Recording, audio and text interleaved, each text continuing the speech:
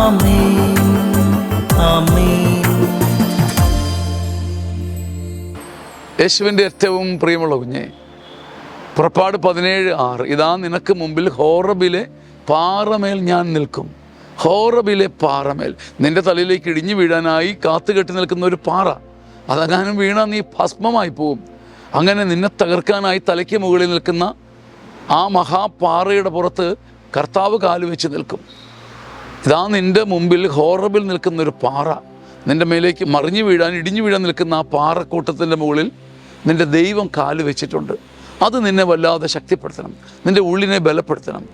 നിൻ്റെ തലയിലേക്ക് ഇടിഞ്ഞു വീഴാൻ നിൽക്കുന്ന പാറയുടെ പുറത്തും പാദം വെച്ച് നിൽക്കുന്ന ദൈവത്തിൻ്റെ കരങ്ങളിലും ഹൃദയത്തിലും നിനക്ക് വലിയൊരു സ്ഥാനമുണ്ട്.